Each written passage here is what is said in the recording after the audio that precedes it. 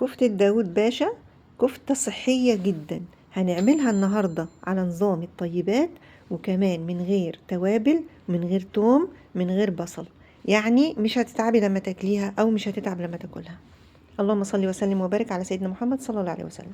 جبنا الطماطم حوالي 4 طماطمات 5، وضربناهم في الخلاط، صفيناهم لازم علشان ننزل الشوائب منهم او القشر منهم.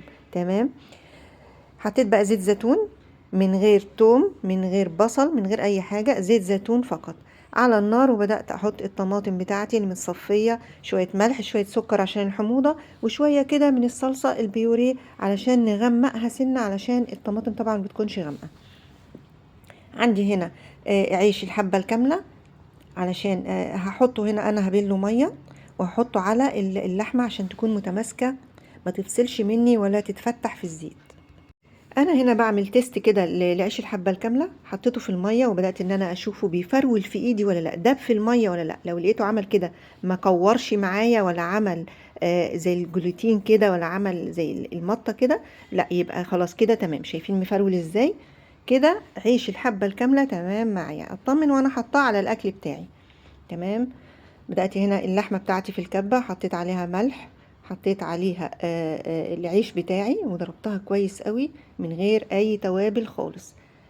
بس للأمانة انا حطيت عشان ريحة بس حلوة كده على طرف المعلقة حبهان. تمام. بدأت ان انا اكورها كلها بالشكل ده واسد الفراغات والمها، هحطها تتشمع، والتركاية دي لازم تتعمل علشان مش هحط دقيق. تمام. علشان لازم تتشمع معايا في التلاجة، هحطها حوالي نص ساعة في التلاجة، وهبدأ ان انا اشوحها كده في الزيت بالشكل ده، مش هتلزق ولا هتفتح ولا اي حاجة، لان هي اتشمعت في التلاجة. التركاية دي مهمة جدا، وطبعا مش هنعفرها بدقيق ولا اي حاجة.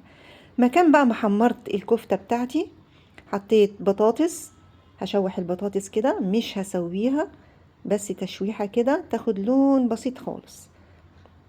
واخده طبعا من الطعم بتاع اللحمة بتاعتي الكفتة.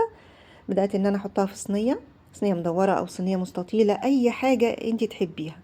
الصلصة بقى بتاعتي تكون يعني خفيفة مش تقيلة، علشان لسه البطاطس هتستوي والكفتة بتاعتي طلعت بقى معايا في الفرن كده. انا غطيتها بورق فويل وحطيتها في الفرن، ولما استوت بدأت ان انا افتح الشواية شوية، يعني 5 دقايق كده تاخد لون.